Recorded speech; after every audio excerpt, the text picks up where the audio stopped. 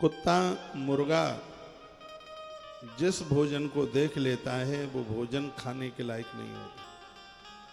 इस ग्रंथ में लिखा है स्वान, जिनके घर में स्वान बर्तन ही चाटते रहते हैं उनका क्या कहोगे आप। अभी श्राद्ध में नहीं, वैसे भी माँ रोटी बना रही हो और उसका झब्बू आ गया हो गेट में कुतरा, और वो रोटी बनाते हुए वो उसको वो देख ले तो वो अन्न खाने के लायक नहीं, बिल्कुल नहीं। वर्णन है, स्पष्ट वर्णन किया गया है। कुक्कट मुर्गा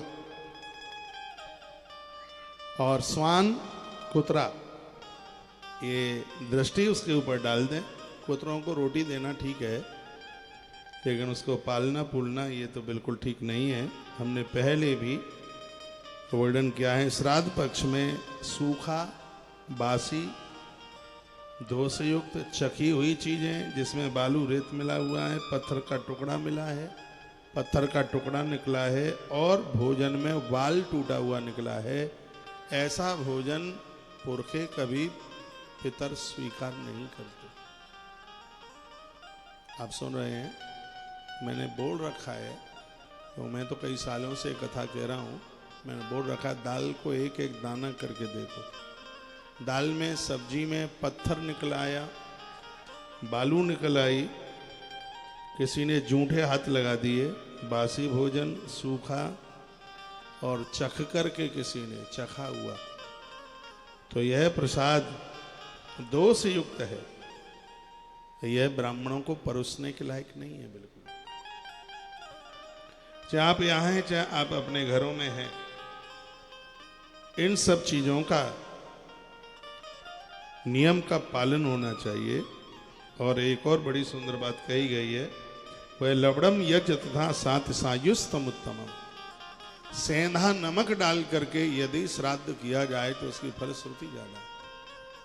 भोजन में सेंधा नमक, आयोडीन नमक के बजाय उसमें सेंधा नमक, सेंधा नमक से साग बनाया जाए, सब्जी बनाई जाए और वह जमाया जाए तो वह बहुत ही ज्यादा प्रभावशाली है। पवित्रम परमम हिता तादक्षामा वर्तते। ज्यादा से ज्यादा ये ध्यान रखें, श्राद्ध कर्म बिल्कुल पवित्र होकर के किया जाए। भोजन बनाते जाओ, उसके ऊपर कुसा डाब रख दो उसके ऊपर। आपको पता है कि नहीं, मालूम नहीं है मुझे, ग्रहण के समय पर बने हुए पदार्थ में यदि कुसा रख दी जाए तो उसके ऊपर ग्रहण के सूतक का असर नहीं होता। आप जो भी बना रहे हैं, आप देखते हैं यहाँ ब्राह्मण इनके हाथ में कुसा होती है, डाब की कुसा होती है।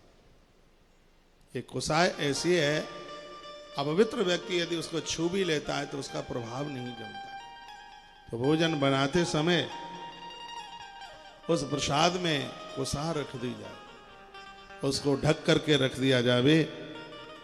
ये तो मैंने बोल ही दिया है कि ब्राह्मण पीतल के बर्तन में, चांदी के बर्तन में, या फिर पलाश की पत्तल के ऊपर, और या उसको केले के पत्ते के ऊपर उसको भोजन कराया जावे, तो यह श्राद्ध की महिमा और ज्यादा अपने आप में बढ़ जाती है।